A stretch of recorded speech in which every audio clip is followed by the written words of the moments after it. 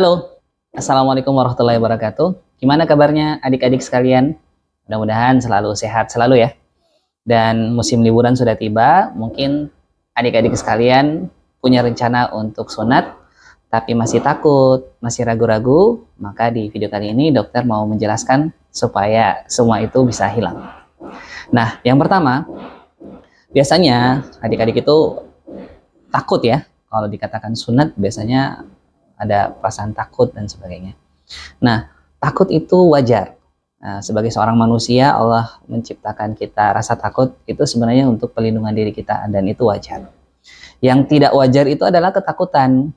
Nah, ketakutan itu seperti apa? Ketakutan itu sudah dijelaskan seperti apa, tapi di pikirannya macam-macam, aneh-aneh. Jadi dibilang sunat seperti ini, prosesnya seperti ini, rasanya kurang lebih seperti ini, tapi di pikirannya, wah nanti dipotong, nanti habis, nanti sakit sekali, dan sebagainya. Nah, itulah ketakutan. Sehingga pikirannya tidak bisa terkontrol, jadi pas dokter mau periksa saja, sudah menangis.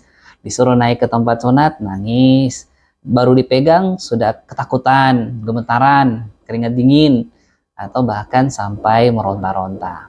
Nah, itulah ketakutan. Jadi kalau orang sudah ketakutan, biasanya itu tidak lagi mendengar kata-kata dokter. Jadi dia fokus sama pikirannya. Nah, itu yang tidak boleh. Sebagai seorang laki-laki, kita harus bisa mengatasi ketakutan kita. Bagaimana cara mengatasi ketakutan tentang sesuatu? Maka kita harus paham betul tentang sesuatu itu. Makanya dokter jelaskan.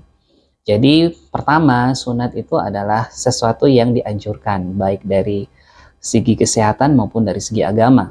Nah, kalau dari segi kesehatan, WHO atau Organisasi Kesehatan Internasional milik PBB itu merekomendasikan untuk laki-laki disunat. Kenapa? Karena teman-teman bisa lihat, kalau bentuk penis laki-laki yang belum disunat seperti ini, ada kulit yang menutup kepala penisnya, maka kalau kita kencing, walaupun dicuci di luar sini di kulitnya, tetap masih ada sisa-sisa kencing yang akan keluar menyusul setelah kita kencing terus, setelah kita selesai kencing, dan itu dia akan nempel di belakang kulit. Lama-lama kotor, bau, bisa berpotensi menjadi penyakit. Nah, kalau dalam Islam, kalau masih ada sisa-sisa kencing di sini, berarti dia masih ada najisnya. Kalau ada najisnya, itu tidak suci. Kita berwudu, masih ada najis melekat, tidak sempurna wudunya, sholat, mengaji, bisa tidak sah atau tidak diterima. Jadi, seorang laki-laki muslim harus segera disunat. Ya. Jadi, sunat itu apa pengertiannya ya teman-teman? Jangan salah ya. Karena sunat itu adalah proses untuk kita membersihkan kulup kepala penis, kulit yang menutup kepala penis ini, supaya terbuka seperti ini. Jadi kulupnya itu kita buang sebagian, ya. Jadi penisnya yang lain nggak diapa-apain, cuma kulupnya supaya kelihatan kayak begini, kepalanya kelihatan semua, sehingga pas nanti kita kencing, kita bersihkan, tidak ada lagi sisa kencing yang menempel di kepala penis atau di belakang kulup. Ya, lebih bersih, lebih sehat, lebih suci, ya. Jadi sudah paham ya teman-teman sekalian kenapa pentingnya seorang laki-laki itu untuk disunat. Nah, biar kalian tidak takut, metode sunat sekarang itu sudah sangat berkembang, ya, berkembang sama seperti teknologi kan. Nah, dulu sunat itu pakai gunting, jadi kulitnya ini dibuang itu pakai gunting, ya, digunting melingkar, habis itu dijahit. Kemudian ada lagi berkembang, kita kenal biasa dengan istilah sunat laser, tapi istilah sunat laser ini kebanyakan di masyarakat sebenarnya salah, karena laser itu kan pakai sinar. Nah, teknologi ini memang sudah ada untuk sunat, tapi masih terbatas.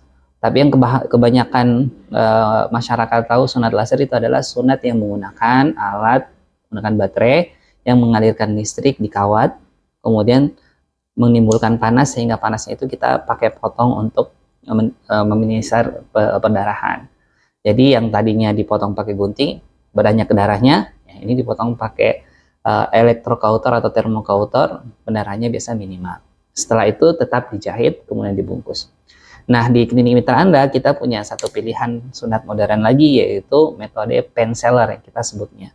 Kalau di tempat lain mungkin ada triple seller, top seller, dan sekalian. Pada dasarnya intinya adalah sunat menggunakan gabungan metode, yaitu menggunakan klem sunat, kemudian juga alat potongnya yaitu alat potong ESU yang biasa dipakai di ruang operasi, lebih bagus dari termokauter.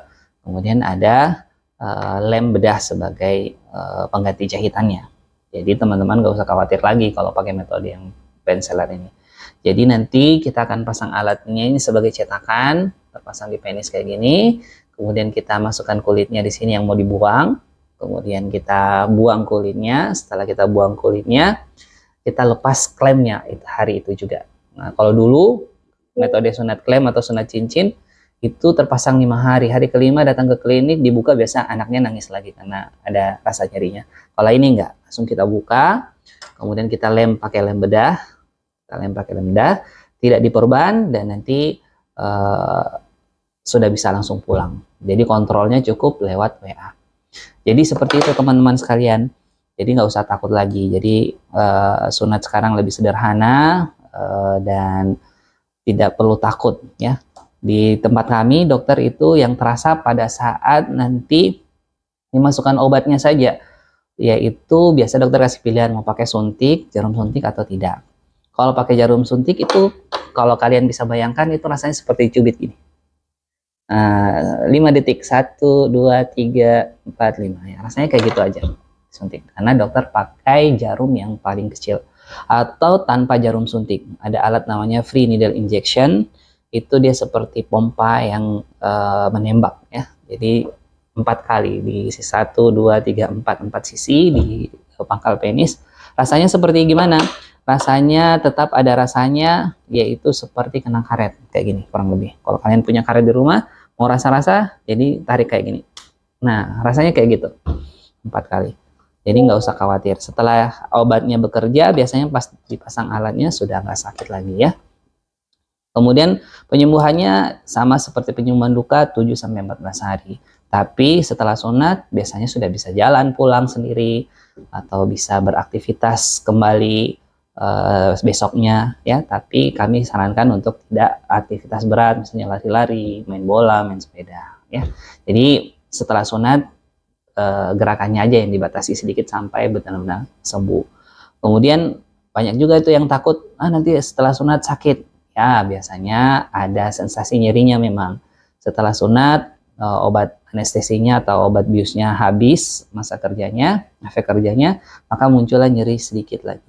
Muncul nyeri, makanya biasanya dokter kasih obat supaya nyerinya itu tidak terasa. Nyerinya itu tidak terasa sekali. Jadi, dengan minum obat, itu biasanya nyerinya muncul, kemudian dia akan turun dan hilang. Bukan nyerinya naik sampai kita nggak bisa tahan. Jadi nggak usah takut. Oke teman-teman, mudah-mudahan informasi ini bisa membantu teman-teman yang masih ragu-ragu, masih takut-takut untuk sunat, sehingga tidak tertunda lagi di musim liburan yang akan datang. Jadi dokter tunggu di klinik mitra Anda ya. Assalamualaikum warahmatullahi wabarakatuh.